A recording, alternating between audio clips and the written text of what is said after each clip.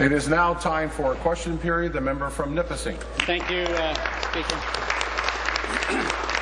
My question this morning, Speaker, is for the Premier. Premier, this morning the Ontario Power Authority's CEO, Colin Anderson, brought a spreadsheet to the Justice Committee that showed the cost of the Oakville cancellation to be $1.1 billion less any savings.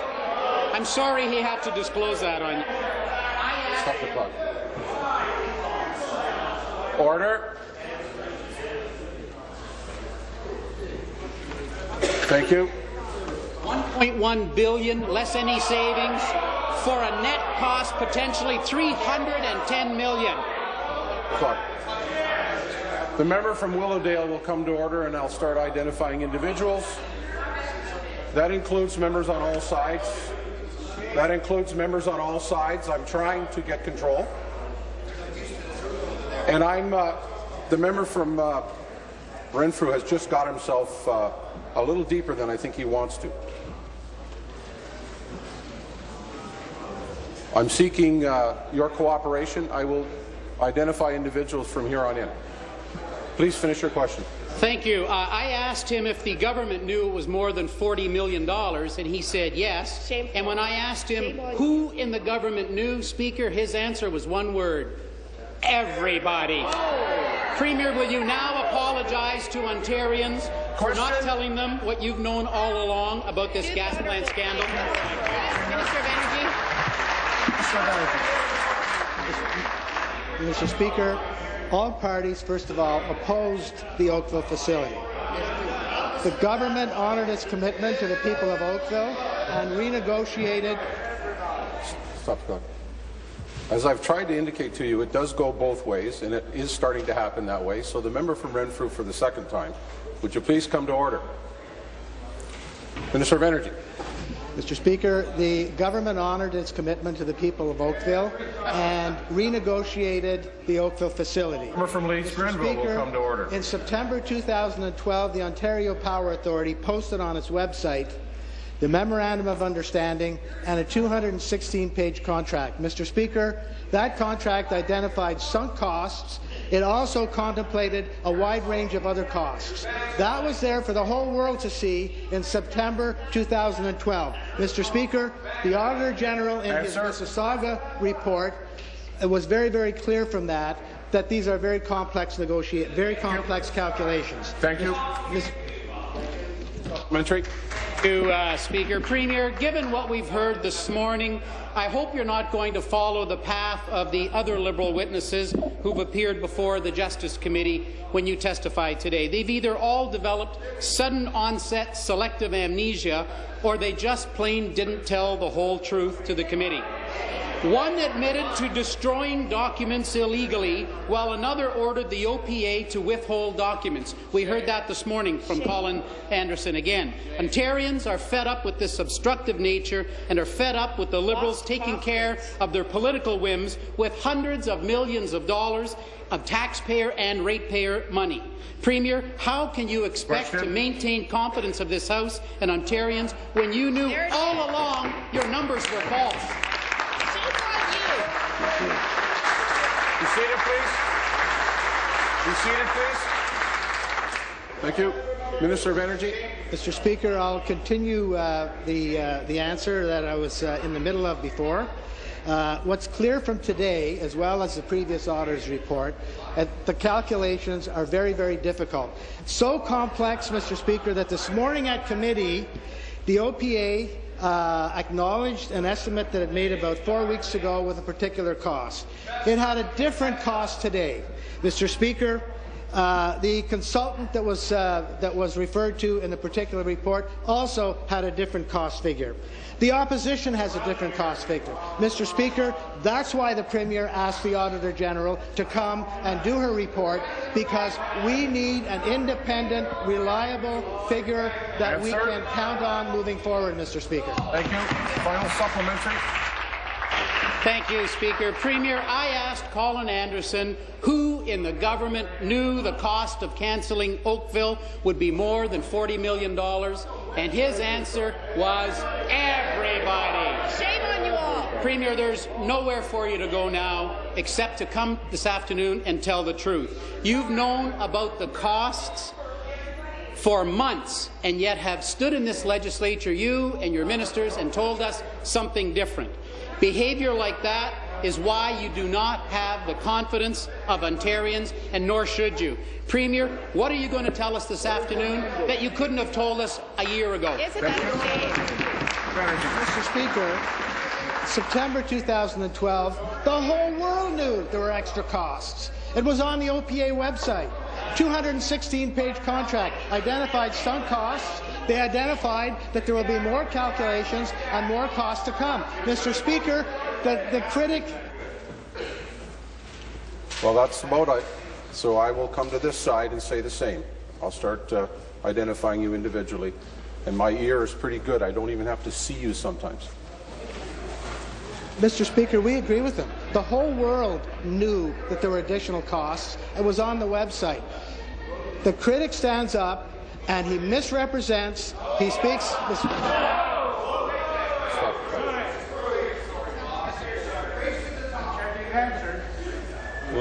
Let me do my job, please.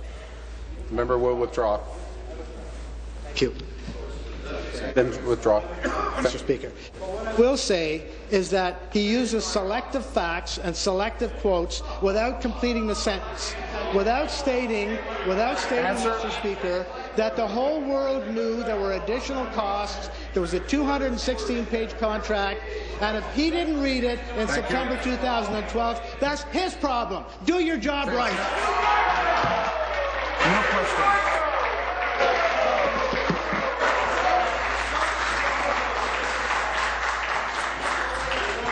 The member from Chatham will come to order.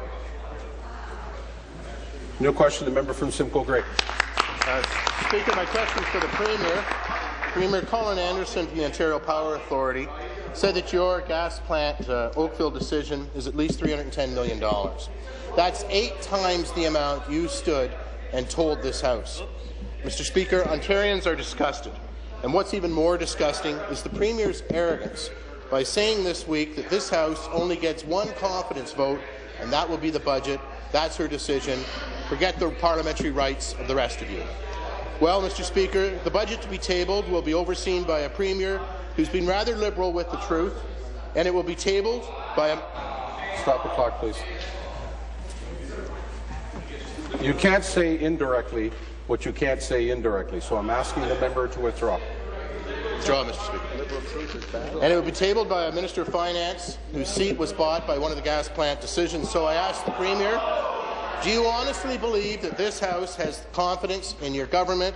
If so, then why don't you call the non-confidence motion right now and test your theory?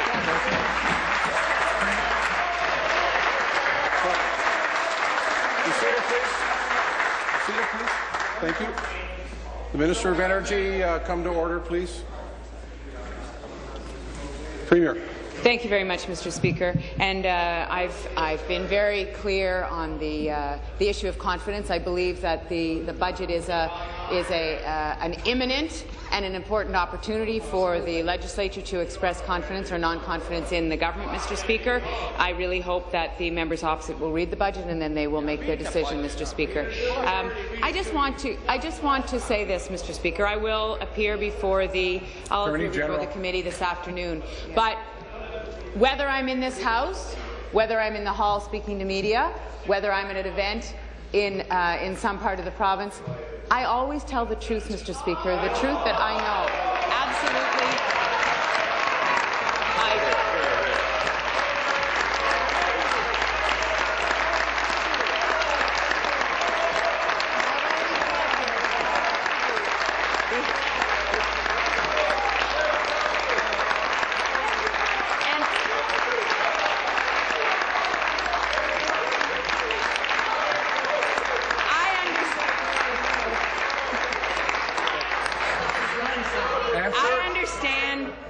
I understand the members opposite. The members opposite are in a position, Mr. Speaker, today that they want to undermine that statement. But the reality is that is the truth, Mr. Speaker. Thank you. Supplementary. Well, Premier, you chaired the meeting where the Oakville cancellation was approved. You signed off on the cabinet minute approving the cancellation of the Oakville plant. You stood in this House and you told us a dollar number that you knew was not the whole truth. Colin Anderson said just a few minutes ago downstairs in committee that everyone knew the true cost and that it was much higher than what the Liberal Party and what you yourself have admitted. So Mr. Speaker, I ask the Premier, who's telling the truth? Your Minister of Social Services, come to order. Put up as an expert and said that we should respect a long-time civil servant Colin Anderson, or you, the Premier? Are you telling the truth when you didn't know the true cost, or is Colin Anderson telling the truth, which he just said under oath? Thank you very much, Mr. Speaker. So, I didn't. Be seated, please. Thank you. Premier. That Colin Anderson was telling the truth. Absolutely. We called the OPA to committee, Mr. Speaker, to answer questions about the Oakville cost. This morning, as I understand it, the OPA provided two different cost estimates, Mr. Speaker. Both estimates differ from what the OPA previously advised the government, Mr. Speaker. That makes the case, Mr. Speaker, that it's extremely important that we have the Auditor General look at the books and determine the cost, Mr. Speaker. That is why I called and asked the Auditor General to look at the Oakville situation. That's why I asked the Auditor General to look at it, Mr. Speaker, because of the complexity that the Minister of Energy was talking about, because of the complexity that Colin Anderson Halton, come to order. The member from Prince Edward Hastings, come to order. On this issue, Mr. Speaker, I have told the truth as I have understood it. I will continue to do that today and at committee, Mr. Speaker.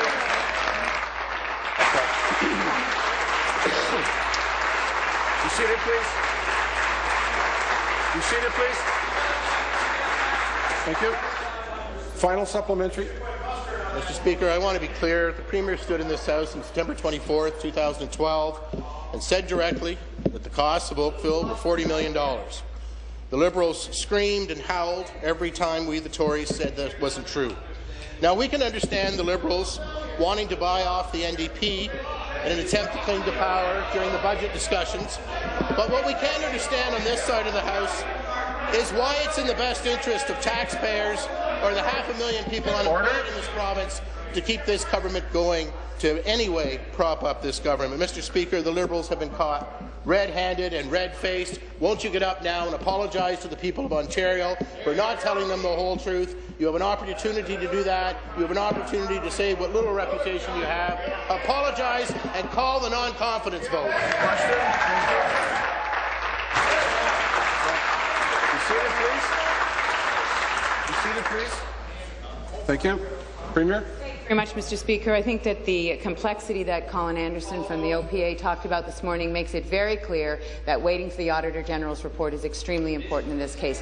What I want to say to the people of Ontario, Mr. Speaker, is that I regret that this situation has come to this. I regret that we are in this situation. We collectively, Mr. Speaker, because every party in this House said that they wanted to make sure that these cancellations happen, Mr. Speaker. The complexity was not going to go away if it had been the PCs who had been implementing the decision, or if it had been the NDP who were implementing the decision. The complexity around the costs of these cancellations was going to be in place no matter who implemented the decision.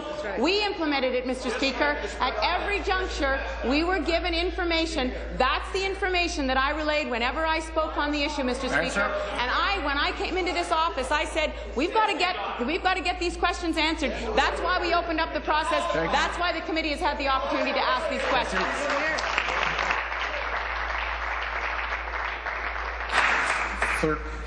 The leader of the third party, new question. Thank you, Speaker. My question is for the Premier. The Premier likes to describe her government as new. People want change from the same old politics that have left them cynical about the work that we do here. Does the Premier agree that it's time for that kind of change? Premier. Well, I'm not sure exactly where the leader of the third party is going with this, Mr. Speaker, but you know, from my perspective, what's very important is that I follow through on what I said I was going to do. I said that we needed to open up the process around the gas plant discussion, that we needed to make sure that all documents were available, that we needed to broaden the mandate of the committee and make sure that all questions could be asked about every aspect of the decision, Mr. Speaker. That's what I've done. At different junctures, the opposition, both opposition parties didn't want us to open up the process as much as we wanted it open. We've managed to get it open so that the committee can ask its range of questions. I think that's what I said I was going to do. I followed through, Mr. Speaker, so from my perspective, that's what the people of Ontario should be able to expect. Thank you. Supplementary. Well, Speaker, the Premier keeps insisting that things have changed, but anyone watching committee this morning, the committee that was charged with looking into the cancelled gas plants, can see that it's politics as usual here at Queen's Park. This morning, the head of the OPA confirmed that the cost of scrapping the private power deal in Oakville was 8 times higher than the government claimed. Does the Premier think this will make people more cynical or less cynical about politics in Ontario? Premier. Well, you know, I hope that what comes out of this is a better process, Mr. Speaker, that we can make sure that this doesn't happen again, because the reality is the member from Bruce Grey, Owen Sound, come to order. The fact that the OPA has had different numbers to report at different points, Mr. Speaker, is a real problem. It creates frustration. It creates a sense of insecurity in terms of, well, what are the experts actually looking at, and how do we calculate these numbers? So how do we make sure that in the future we have a better upfront process, we make a good decision about citing this kind of infrastructure? But, Mr. Speaker, if there has to be a cancellation, I think we all need to ask, how do we better predict what the costs are going to be, and how do we avoid a situation where the people who are the experts, and they are the experts, on whom we are relying, are able to give us better estimates? Before we go to the supplementary, I'd ask the member from Hamilton East Stony Creek to come to order, please. Supplementary. Final supplement. Speaker, the Premier said she'd offer change, but instead of real answers and explanations, Liberals are busy trying to call failed Tory candidates to testify at committee in a desperate attempt to score some political points, and Tories table motions that will never be called for debate in this House. Does the Premier think this is the sort of change that people of this province want, Speaker? Thank you very much, Mr. Speaker. Well, we also called the OPA to come and to deliver their information, Mr. Speaker. We're trying to get, and I know the OPA came as an NDP witness, but we had asked that they come earlier. Mr. Speaker, the reality is that we are working with the committee process. We are trying to get the information out. We're trying to make sure that all the documents that both the NDP and the Conservatives have asked for are available, and that everyone who they've asked to come forward are coming forward. I'm going to be there this afternoon, Mr. Speaker. This is not a political game. From my perspective, this is about making sure that people have the information that they need, and it's about making sure that we find a way to work together and ensure that the next time around we have better information, we have a better upfront process, and the community is involved earlier on, so that we don't get into a situation like this again. New question? Speaker, in tough times, people are looking for some real sense that their government will put the challenges facing people at the top of the agenda, and not the challenges facing the Liberal Party and their well-connected insiders. The Premier's made it clear what her priority is when it comes to facing the facts on the cancelled gas plants. Is she ready to admit that this just isn't good enough for families who expect more and better from their government? Speaker, I have said that I regret that this situation evolved the way it did, that we did not collectively have a better process in place so that the decision could have been made up front. I agree with the leader of the third party that this should not have happened the way it happened, Mr. Speaker. I agree that we should have had better information and that we should have been able to pin down what the costs were going to be in the first place. But, Mr. Speaker, the reality is this is where we are. A decision was made that was agreed agreed to by all of the parties in the legislature, Mr. Speaker, and we are having to deal with the fallout from that. And I am not happy with that. I'm not happy with that at all, Mr. Speaker, and I don't think the people of Ontario should be happy about it either. But what they should expect is that we get all the information, we learn from the situation, and we put a better process in place next time around, Mr. Speaker. Supplementary. Speaker, people feel like they're falling behind, and they'd like some sense that the government understands their challenges and will put their needs first. That's not what they've been seeing here in Ontario, Speaker. The millions of dollars handed to hedge funds so the government could scrap gas plants and hold on to political power is just one example. But when people see that money can be found for corporate tax loopholes and CEO salary hikes at hospitals, while they're being told to pay more and expect less, they know that it's time for a change. Is the Premier ready to put people first in this province? Thank you very much, Mr. Speaker. Mr. Speaker, that is exactly what our throne speech and what our budget is going to be about, Mr. Speaker. We are committed to a fairer society, and I think that the leader of the third party understands that what that means. That means focusing on the education, on the health care that our citizens in this province need, Mr. Speaker, that every resident of Ontario, every child in the province, every senior who needs service, every child who needs an education, Mr. Speaker, has access to that excellent institution that we are so proud of in Ontario, Mr. Speaker. That's what the budget will be about. The budget will also be about making sure that we have the conditions for economic growth, making sure that we are fiscally responsible so that we can deliver those services that the people in Ontario need, Mr. Speaker. Thank you. Final supplementary. Speaker, for people struggling with tough times, this isn't a game. It's millions and millions of dollars that could have been invested in hiring nurses, that could have been invested in creating more home care, or it could have been invested in helping young people to find the job that they need.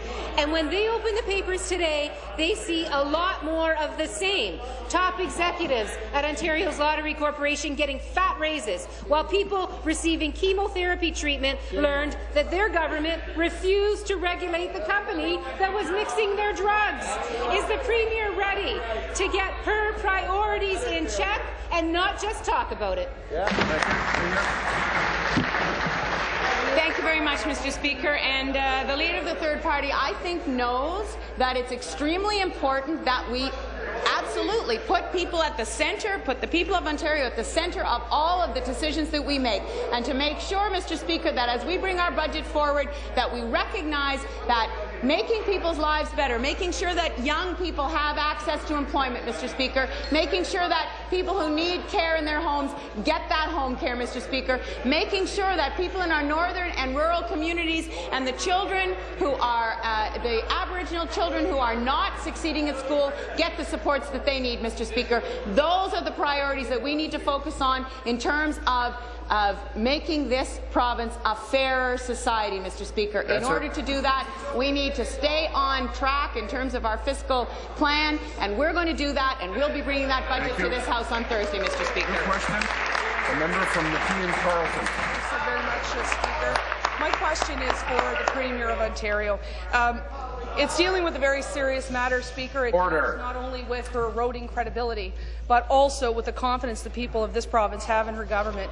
I was at the Justice Committee earlier today when Colin Anderson made it very clear that everybody knew that those costs were much higher than 40%. I assume, as do all of my colleagues, that everybody includes you. You've known all along that the costs of this politically motivated Minister of the Environment will come to order. But you misrepresented those numbers in this House several times. The member knows that it's not allowable. Withdraw, please. Speaker, the Premier knew, as a minister and now as Premier, that those $40 million figures she had been suggesting weren't true. So we have a serious question for you. When were you first briefed that this $40 million figure was inaccurate? And can you tell this House why you deserve to have the confidence of the people of Ontario, given what you have done? Question. That's a good Premier. Thank you very much, Mr. Speaker. And I know that the Government House Leader will want to comment on the supplementary because I know he's been following the issue very closely, Mr. Speaker. But I just want to know, I just want the member opposite to know that no matter her accusations, no matter the tone with which she... Well, somebody's making it too loud. Thank you, Premier. No matter the tone in which she delivers the accusation, the reality is, Mr. Speaker, that I have said I will appear at the committee. I will tell the committee exactly what I know and my experience of this situation. I will answer all the questions. And I will continue to do what I have done all along, which is tell the truth at every juncture. I will tell the truth as I understand it at every juncture, whether I'm here in this House or whether I'm in committee or whether I'm out in the hall. Thank you. The member from Lanark will come to order, please. Supplementary. Much, Mr. Speaker. She can run and she can hide, but the people of Ontario have seen what this government has done.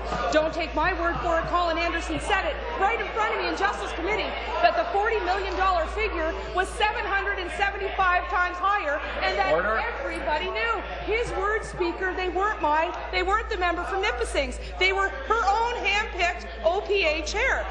We know that Premier Wynne chaired the Cabinet Committee that signed off on the documents. We know that she was the campaign chair for the Liberals in the last election. We know she sat around the table when Colin Anderson said everybody knew the costs were much higher than $40 million. And then she stands in this House on September 25th and continues to cite that erroneous figure. Mr. Speaker, the people of this province have lost confidence. They want to know, will she put our want of confidence motion on the floor to be debated and to be voted?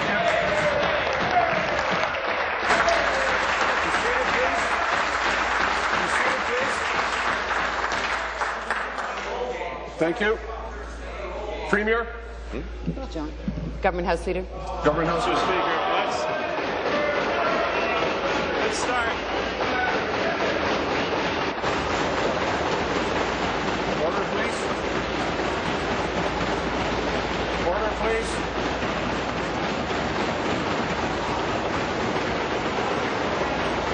Order, please.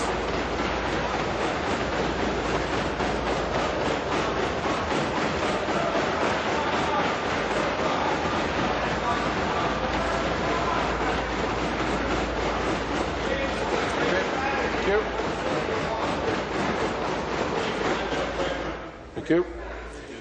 Government House Leader. Mr. Speaker, let's start dealing in facts. This is what Mr. Anderson had to say in front of the committee this morning, and I quote.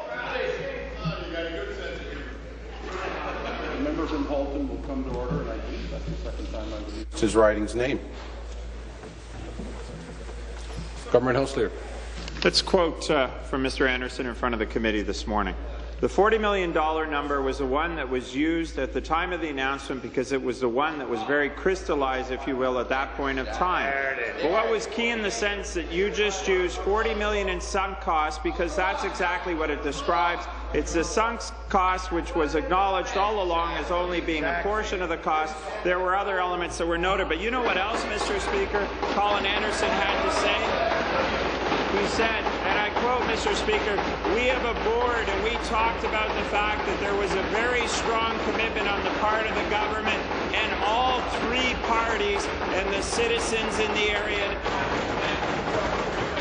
The member from Halton will desist, please. Yep, 10-second wrap-up. Mr. Anderson acknowledged the very simple fact that the Progressive Conservative Party was out there on the campaign trail supporting the relocation of both those plans. Thank you. New question. The member from Nickelville. Thank you, Mr. Speaker. My question is for the Minister of Health and Long-Term Care. The committee heard from Marchese, the company that supplied the diluted chemo drugs to the hospital. Marchese has always known that they were unregulated. Marchese actually told us that they had directly asked both federal and provincial officials to oversee their operation, but they were refused. Why did the province refuse to regulate Marchese even after they were asked? Thank you, Minister of Health. Well, thank you, Speaker, and thank you to the member opposite for this question. I think it's very important to note that Marchese did approach the College of Pharmacists. The College of Pharmacists reported back to Marchese that because this was not these were not drugs that were being mixed for individual patients, it did not fall under the definition of a pharmacy. Therefore, it did not fall under the jurisdiction of the College of Pharmacists. The College of Pharmacists referred Marchese to Health Canada. Health Canada is responsible for the manufacturing of drugs. Indeed, it has a policy on its books that if a pharmacy does not fit under the definition of the pharmacy, then it likely is a manufacturing and falls under the jurisdiction of Health Canada. Thank you. Supplementary. It is still rather disappointing to hear the answer from the Minister of Health. It's as if the College of Pharmacists exists out there without the oversight of her ministry. And it's as if the grey area is still news to her ministry. But these were facts that were known long ago. The reality is that the government chose to do nothing. To make matters worse, the government now seems to be putting the responsibility of oversight on the backs of our hospital. So my question is rather simple. Does the minister understand that it is her job to provide oversight to our healthcare system? Minister. Speaker, I take my responsibility extremely seriously. I do think it's important that the member opposite understands that Health Canada is responsible for the safety of drugs. And I was very, very pleased that Health Canada has clarified the position and that we have introduced regulations, that the College of Pharmacists is posting regulations that will fix this problem, Speaker, that will go a long way to fixing this grey area. Speaker, I am as concerned about this situation as anyone. Member from Lanark, come to order. Taking strong steps to fix the problem. Thank you. New question.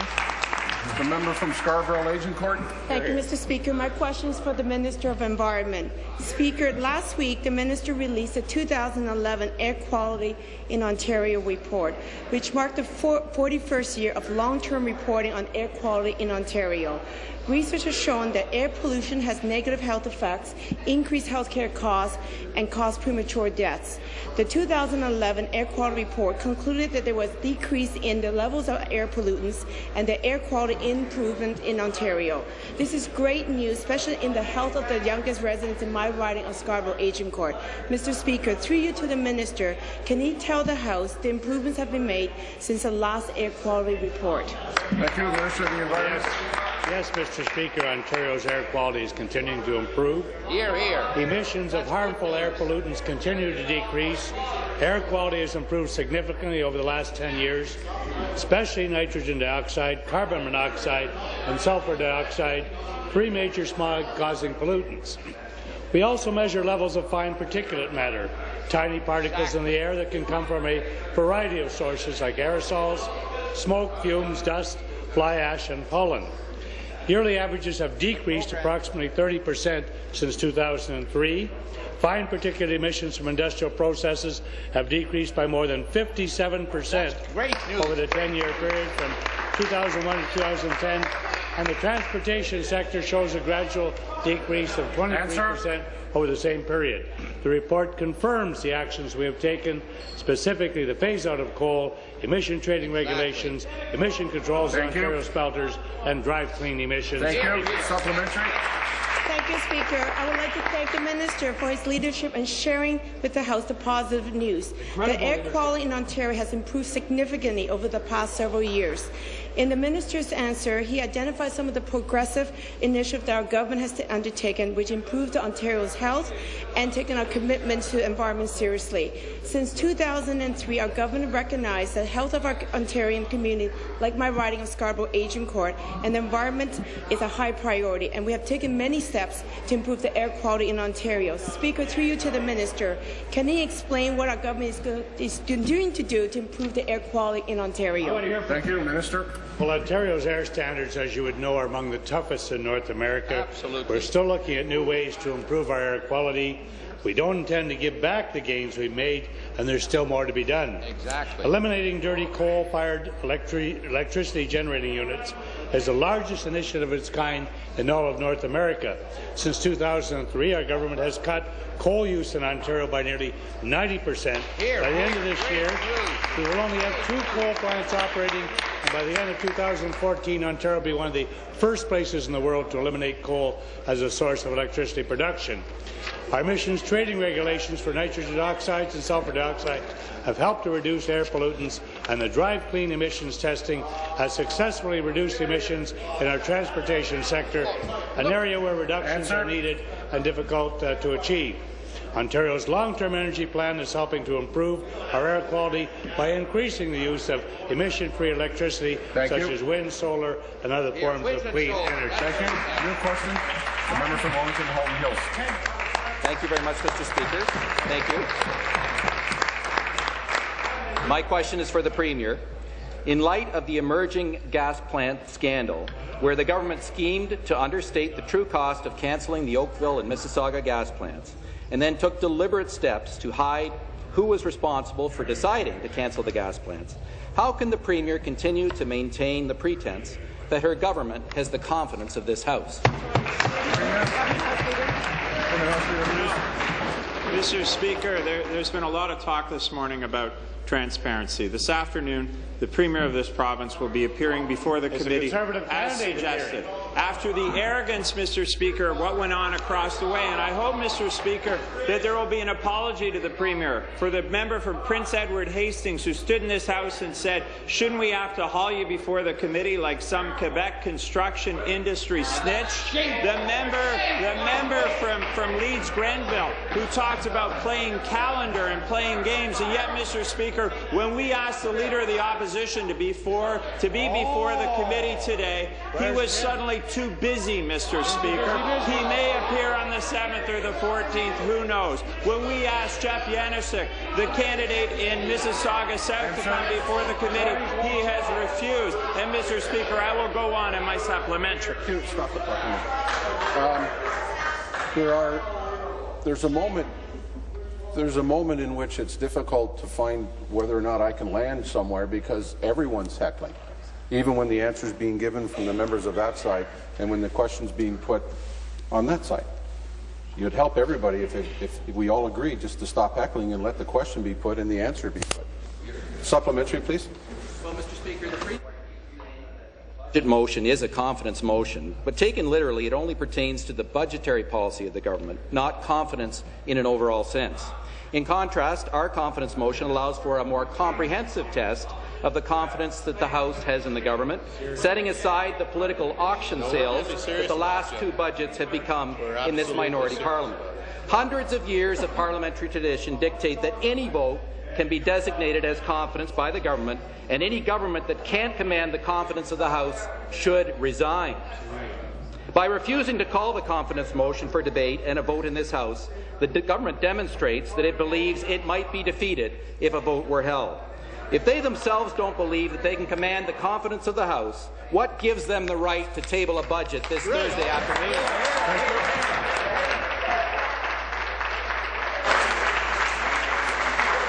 Be seated, please. Thank you. Answer. You know, Mr. Speaker, I keep hearing heckles across the way that this is a serious business, and it is a serious business. The member from Simcoe Grey come to order. The member from Leeds Grenville come to order. Thank you. Now you got it. Mr. Speaker, this isn't political games that we're asking these people to come before committee. Jeff Yanushek put out a press release saying, unlike the Dalton McGuinty Liberals, the only way to guarantee this power plant does not get built is to elect a Tim Hudak Ontario PC government. We asked him to come before the committee to talk about the PC's position on the cancellation. He has refused. We asked Marianne Demont Whalen to come before the committee. She put out a pamphlet to thousands of houses saying the only party that will stop the Sherway power plant is the Ontario PC party, and this morning at the last minute, Mr. Speaker, she cancelled. Will they work with their colleagues to make sure that these witnesses come before the committee? New question. The member from Toronto Danforth. Thank you, Speaker. My question to the Premier. Emails from Chris Morley, former Chief of Staff to Dalton McGuinty, show the Premier was briefed personally about cancelling the Oakville gas plant. Presumably, there was a discussion of costs. Does the Premier agree that it cost a lot more than $40 million to relocate the Oakville gas plant? And when did she know that these costs were much higher than her government was claiming? Thank you very much, Mr. Speaker. And I know that the member opposite knows that I am going to be at committee this afternoon. I am going to be speaking to whatever questions are put before me, Mr. Speaker. And I will just say again that at every juncture, when information was given to me, that was the information that I related, Mr. Speaker. I talked about the information as I understood it. But the reality is, Mr. Speaker, that this morning the OPA provided two different cost estimates. Both estimates differ from what the OPA previously advised the government, Mr. Speaker. The estimates have changed over time, Mr. Speaker. That is what the OPA said this morning, Mr. Speaker, and I will be at committee this afternoon. Thank you. Supplementary. Speaker, for months the government has claimed it cost $40 million to cancel the Oakville gas plant. The Minister of Energy said on October 3rd, 2012, quote, "Let's be very clear. The Memorandum of Agreement speaks to the cost, and we know that the cost is $40 million. And since the Premier was sworn in, she hasn't corrected that number. We know the Premier was briefed by Chris Morley before she signed her name to the government policy to go into arbitration on Oakville. Why did it take months of public pressure and committee hearings to get the Premier to agree that the cost was a lot more than $40 million? House Leader. Mr. Speaker, it was this Premier who has asked the Auditor General, an officer of the Legislature, to look into it.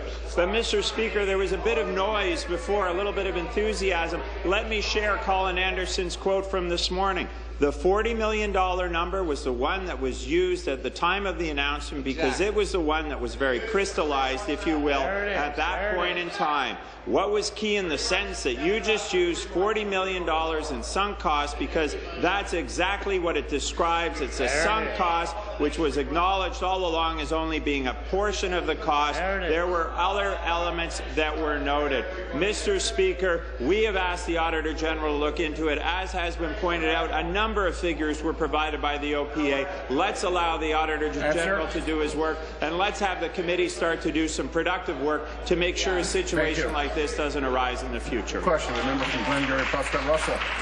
Thank you, Speaker. My questions to the Minister of Municipal Affairs and Housing. Minister, Thunder Bay and the surrounding area municipalities of Oliver, Papoonge and Conmee experienced significant flood damage in May 2012. This flooding, which was reported to be as high as 6 feet in some basements, resulted in damages to 4,400 homes and businesses, affecting countless families. It also resulted in significant damage to municipal infrastructure, washing out roads, bridges, damaging culverts, and causing shoulder erosion and sinkholes. Speaker, could the Minister of Municipal Affairs and Housing tell this House what the government has done to help the people of Thunder Bay, Oliver, Papoonge and Conmee to help them recover from this flood? Thank you, Minister of Municipal Affairs and Housing. Thank you, Speaker. And I want to thank my colleague for the question, and I want to recognize the people and the staff and the first responders of Thunder Bay and Oliver, Papoonge and Conmee for their tireless work during and after this disaster to help their community. As the House may know, I was up in Thunder Bay last week, and I was able to meet with the Mayor of Thunder Bay, Keith Hobbs, and the Disaster Relief Committee to commend them for their swift action at the time of the flooding and their assistance to residents to recover from the flood. They acted quickly, they repaired basements and removed dangerous mold, and they ensured their residents were in a safe and healthy place to live. As a result of the hard work and advocacy by my colleagues from Thunder Bay Atikokan and Thunder Bay Superior North, I was happy on Friday to inform the City of Thunder Bay that the province will provide $4 million under the Ontario Disaster Relief Assistance Program to help the city pay for their response, and we continue to work with them today. Thank you. Supplementary. Thank you, Speaker, and thank you, Minister. It's good to hear that we have supported the City of Thunder Bay and municipalities in repairing the damage that was caused by this flood to over 4,400 homes. The Minister mentioned in the original answer that our government is committed to providing $4 million to help the City of Thunder Bay pay for these repairs to many of the private residents' basements. Unfortunately, there's been claims in this House that our government has only provided $300,000 to the people of Thunder Bay for this disaster. Speaker, could the Minister share with this House if our government has provided additional funds to the people of the City of Thunder Bay and the surrounding areas to repair the damage? Thank you. Minister. Thank you, Speaker. I appreciate the question. The province remains committed to providing up to $17.2 million to Thunder Bay and area municipalities under the Ontario Disaster Relief Assistance Program. To date, we have already provided $3.5 million to help to reduce the financial burden of Thunder Bay and affected municipalities. These funds will help rebuild and rehabilitate infrastructure such as roads and bridges. It also helps reimburse individuals who have suffered losses from this disaster. We've also provided up to $200,000 to cover the administrative costs of the Disaster Relief Committee, who are volunteers who have done important work to help the people affected. While I was in Thunder Bay, I was able to clarify the ODRAP rules, and when the staff of Municipal Affairs and Housing looked into the estimates of those claims, we noticed they were on the low side. I'm glad to report that the committee will be re-examining its eligible claims, and I expect there will be an adjustment on those claims. Here, here. Good. Thank you. New question, the member from Bruce Grey, Owen Sound. Thank you, Speaker. My question is for the Premier. Colin Anderson's testimony at Justice Committee this morning was a scathing indictment of your Liberal government scandal. He confirmed that your $40 million figure to cancel Oakville is not even remotely accurate and that the true cost is nearly 8 times higher. While we have become accustomed to your numbers not adding up, even your Finance Minister must feel uncomfortable standing behind the fudge numbers related to these gas plant boondoggles. Okay. Our want of confidence motion has been tabled, and refusal to call our motion for debate is an affront to democracy. Premier, will you stand in your place and commit to calling the confidence motion today? Here, here. Mr. Speaker, again, Colin Anderson appeared in front of the committee.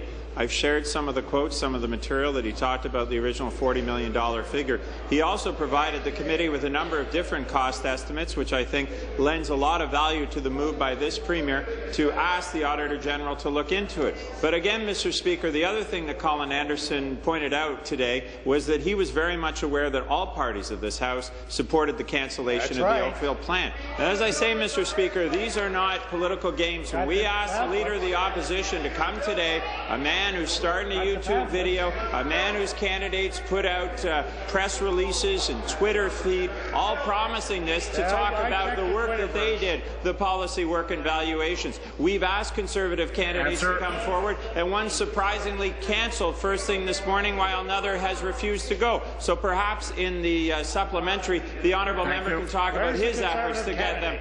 Thank you. Supplementary. Thank you, Speaker. Same old spin.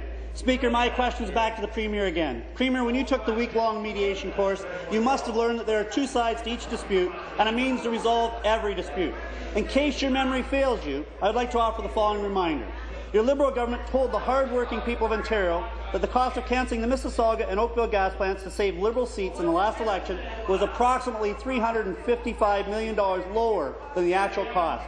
The hard-working people of Ontario are tired of your government wasting taxpayer dollars in scandals, Premier. The Ontario PCs have tabled a motion to test whether or not the people of Ontario still have confidence in your government, given the accumulation of the scandals under your watch.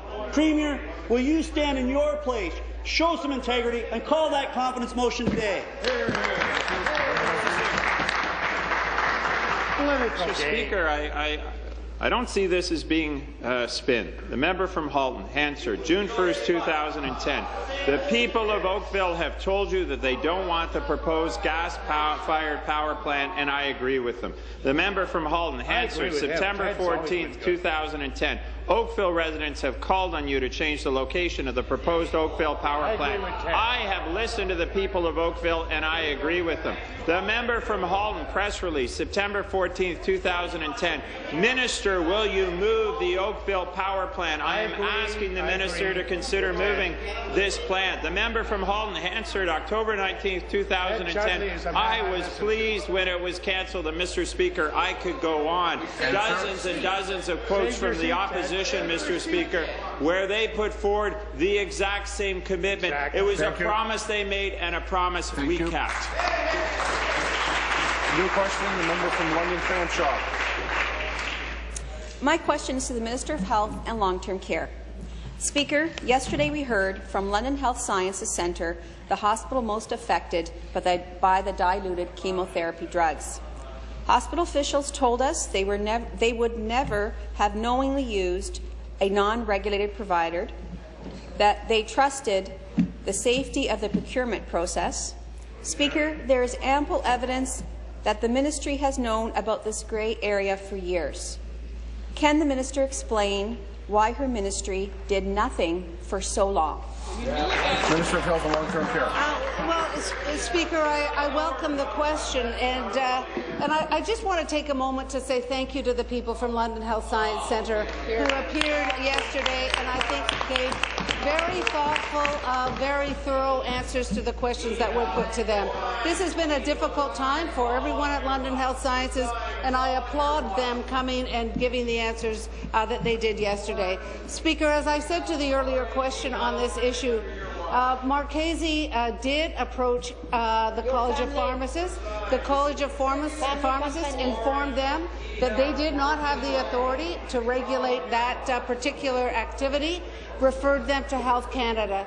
Speaker, I think what is very important here is that we are taking the steps necessary in collaboration with Health Canada to ensure that this does not happen again. Supplementary. Speaker, Ontarians want to know exactly what went wrong and how this could have happened.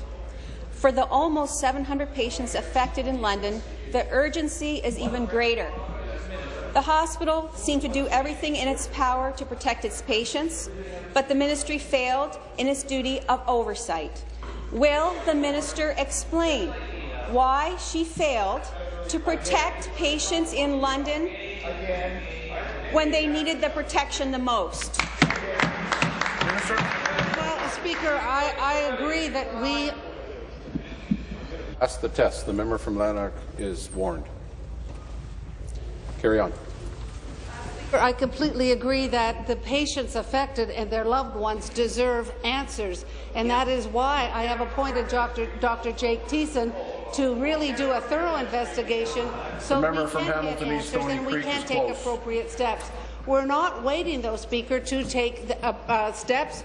The College of Pharmacists and the hospitals are taking appropriate steps now, but we do await the longer, the more thorough review. I also think it's important to note that Marchese could have chosen to deliver this under their pharmacy. In fact, the original contact was with the regulated pharmacy. They then chose to spin off a separate company that did fall into this grey area, Speaker. Thank you. New question. The member from Oakville. Thank you, Speaker. I've got a question today for the Minister of Research and Innovation. Our government really recognizes that bringing leaders together across sectors is one of the best ways we can drive innovation. Our province is home to world-class researchers, leading institutions, and we have very strong private sector partners that have helped make this province number 6 in the world for the quality and the impact of its research. This research creates jobs, it generates economic growth, and it makes Ontario, I think, one of the best places to live and work in. But, Speaker, through you to the Minister of Research and Innovation, what is our government doing specifically to ensure that leaders across all sectors, including government, are collaborating to produce the best outcomes for Ontario when it comes to research? Minister of Innovation and Research.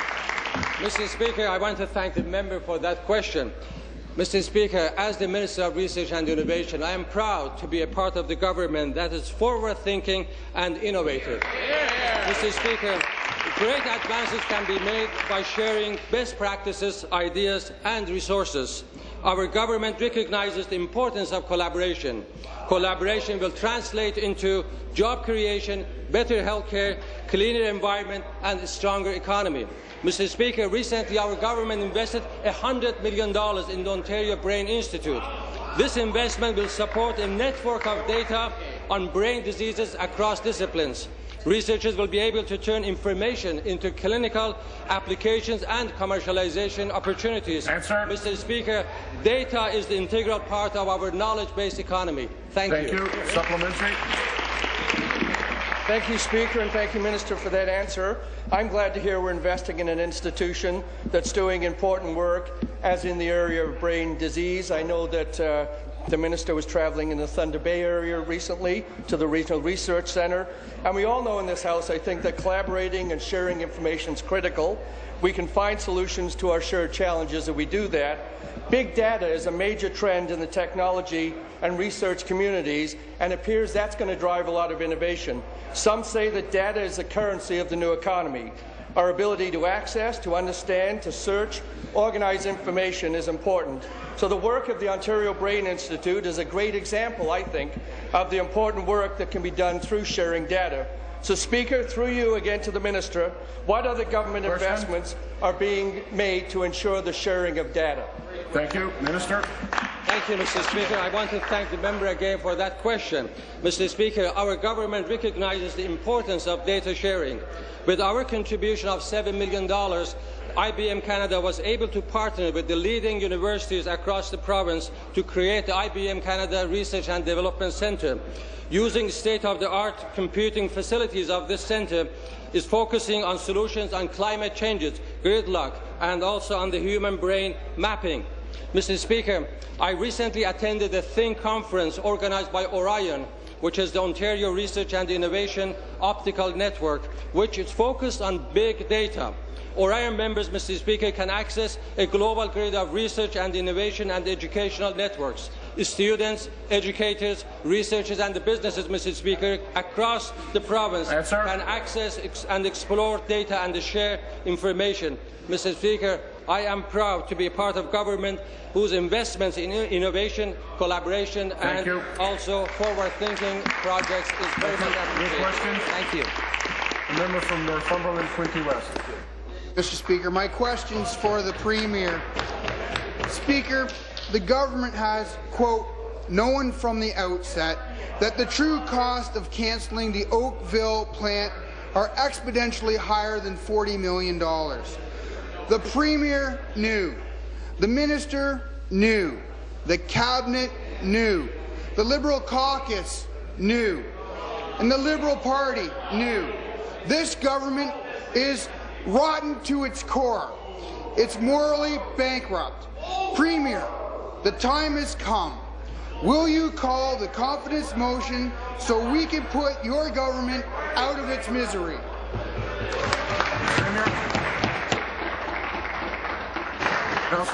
Will you write Mr. your own Speaker, questions? This is a Premier who, when she took office, immediately offered a select committee to the opposition. They refused, Mr. Speaker, because they wanted to undertake a witch hunt against a former member of this legislature. This is a Premier, Mr. Speaker, who asked the Auditor General to look into the Oakville situation. And as has been pointed out, the OPA brought a number of figures, a number of estimates before the committee this morning and spoke about the complexity. Let's allow the Auditor General to do its work. This is a Premier who asked government members of the committee to come forward with a motion with the broadest search possible of government ministries and agencies to produce documents on gas plants, and they voted against it, Mr. Speaker. The fact of the matter is, Mr. Speaker, we have a Premier who will appear in front of the committee this afternoon as invited, who is showing transparency. Thank you. Be seated, please. Supplementary. Well, thank you, Mr. Speaker. Again to the Premier. The NDP may be willing to excuse your failures and 9 years of scandal, but the PC caucus will not. The Liberal government has lost the moral authority to govern. It's over, Premier. Call the PC want of confidence motion today. Mr. Speaker. Who writes these questions?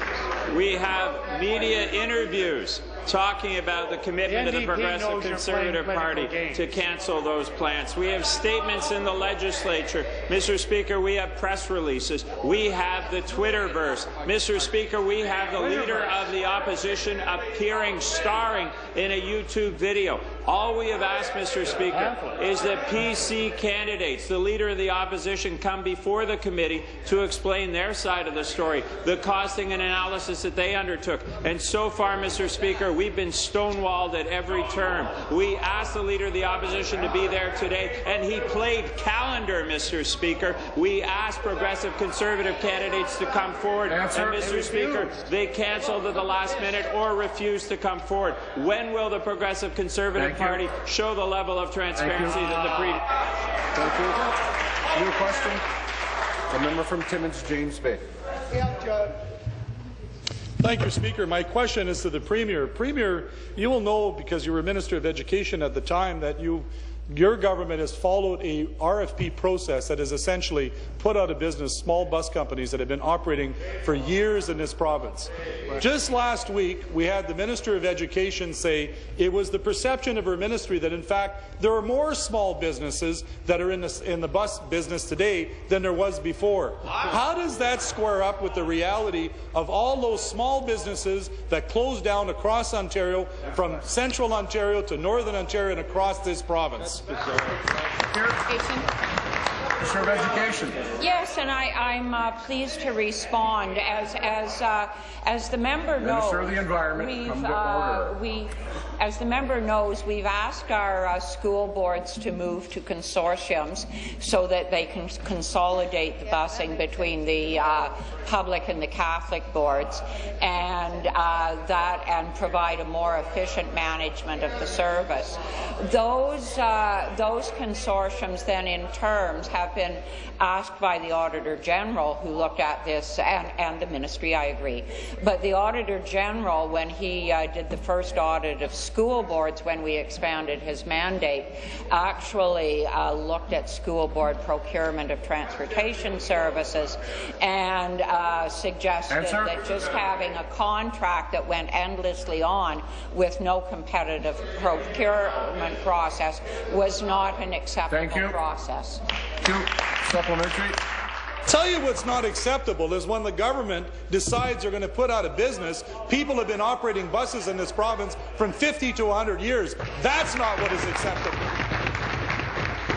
There are bus companies in Barrie, there are bus companies in Cornwall and in Timmins, Elgin and across this province who have been shut down as a result of this policy. And why? Because this government decides only the big international bus companies should be in the business of providing services to those school boards and to our children. I say again, will you for once get the real perception and understand what you're doing is killing small businesses in this province, something that should not be done? Minister. Yes, thank you. And I think it's important to keep this in perspective, that since 2003 our government has increased the funding for transportation services by 34%. In fact, if you look at, because you mentioned small rural boards, we're actually provided, in this school year that we're currently in, we've provided $217 million in funding specifically to rural boards for transportation. But you asked about what has happened with the procurement in those boards where they are doing a competitive procurement. And in fact, where the consortium is doing a competitive procurement, we've seen the number of local operators increase their market share from 39% to 49%.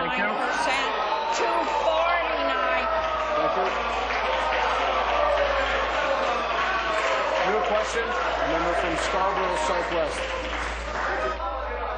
Stand up and apologize. Thank you. Apologize. Thank you, Mr. Speaker. Order.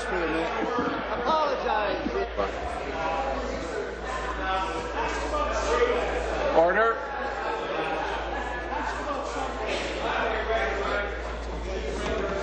It's never too late to be warned, and it's never too late to have someone named. Never. Thank you. Member, Asher. Get a two-parter in here. Thank you, Mr. Speaker. My question is for the Minister of Community Safety and Correctional Services.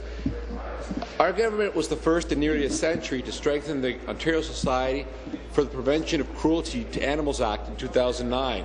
This is something I'm very proud of. In Scarborough Southwest, we have many animal rescue groups, and they are concerned about the well-being of all animals. There was discussion last fall about how Ontario can ensure that we continue to have the strongest animal welfare system in the country. Speaker, can the Minister tell us what is our province doing to further strengthen the protection of animals in Ontario? Strongest legislation. Minister, Community Safety and Security. Speaker, and I want to thank the member from Scarborough Southwest for his question. I know that he's an animal lover, and after I announced a 3-point plan, we consulted with many of our partners, including the OSPCA, the Canadian Council on Animal Care, the Ontario Veterinary College, the Canadian Federation of Humane Society, various animal protection and advocacy groups like the Zoo Check, interministerial partner, the AMO, the City of Toronto, and former employee from Marineland and other animal organizations. We have completed the consultation now, and we are reviewing the feedback. And our goal is the same. We wanted to start any changes this spring, any required changes this spring, including possible legislative amendment to better protect animals in Ontario. Thank you, Mr. Speaker. The member for Renfrew-Nipissing-Penguin on a point of order. Thank you very much, Speaker. Earlier today, in a response to a question to the member from Halton Hills, and I would like to cite. Order. Order. That might be funny, but you still have to have decorum. The member on your point. I would like to draw your attention, Speaker, to Standing Order 23H. You don't even know what it is yet. Makes allegations against another member. The House Leader of the government made allegations that the Leader of the Opposition refused to come before the committee, the Justice Committee, looking into the gas plant scandals that the Liberals have perpetrated. I have in my hand, Speaker, which I will present to you as well, a letter from the Leader of the Opposition indicating to the committee his... Okay. That's enough, thank you. I will allow the member, and any member at any time can correct the record if they've made a statement that needs to be corrected. That is not my preview, it's the member's preview if they've made a statement that is not correct.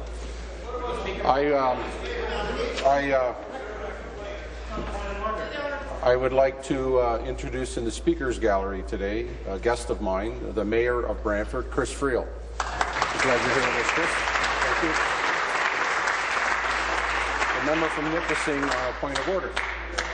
To correct my record, I stated earlier that the Oakville cancellation costs from the OPA were $1.1 billion. I've just redone the math, Speaker. I apologize. It's $1.094 billion. Thank you. That is a point of order. Pursuant to...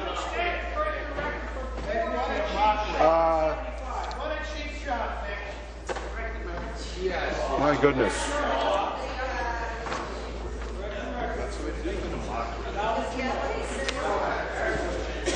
Pursuant to Standing Order 38A, the member from Timmins James Bay. Thank you. Has given notice of his dissatisfaction with the answer to his question given by the Minister of Education concerning bus contract RFPs. This matter will be debated today at 6 p.m. There are no deferred votes. This House stands adjourned until 3 p.m. this afternoon.